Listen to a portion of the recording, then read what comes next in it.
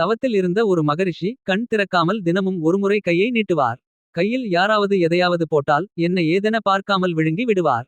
இவர் கையை நீட்டும் நேரம் பார்த்து பக்தர்கள் கனிகள் அப்பம் முதலியவற்றை தருவர்.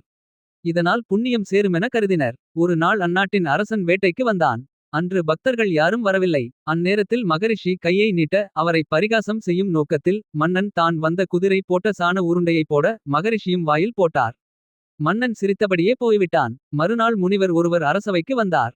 முக்காலமும் உணர்ந்த அவர், மன்னா, நேற்று நீ காட்டில் தவமிருக்கும் மகரிஷிக்கு குதிரைச்சாணம் கொடுத்தாய் இல்லையா? அது நரகத்தில் மலை போல் வளர்ந்து கொண்டிருக்கிறது.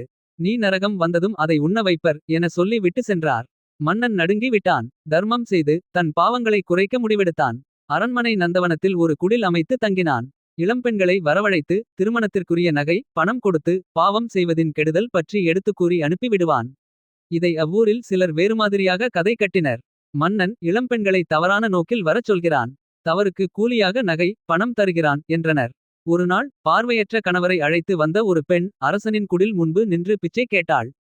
அந்த கணவன், நீ யார் வீட்டு முன்பு இப்போது நிற்கிறாய் எனக் கேட்டார். அரசன் வீட்டு முன்பு என்றாள் அந்த பெண்.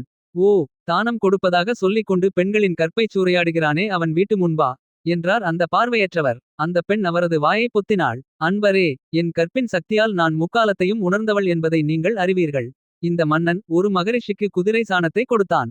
அது நரகத்தில் மலையளவாக குவிந்து இவன் உண்ணுவதற்காக தயாரானது. அவ்விஷயம் இவனுக்கு தெரிய வரவே இவன் கன்னியருக்கு தர்மம் செய்து நற்போதனைகளை செய்தான். ஆனால் இவனைப் பற்றி தவறாக பேசி அவனுக்காக குவிக்கப்பட்டிருந்த சாண மலையில் ஒவ்வொரு கவளமாக ஒவ்வொருவரும் பங்கிட்டுக் கொண்டனர். கடைசி கவளம் மட்டும் பாக்கியிருந்தது. இவனைப் பற்றி தவறுதலாக பேசி அதை நீங்கள் எடுத்துக் கொண்டீர்கள். அடுத்த பிறவியிலும் பார்வையற்றே பிறப்பீர்கள் என்றாள். தவறு செய்தவர்கள் திருந்தும் முயற்சியை விமர்சிக்க கூடாது. அப்படி செய்தால் அவன் செய்த பாவங்களை பங்கு போட்டுக் கொள்ளும் நிலைமை ஏற்படும்.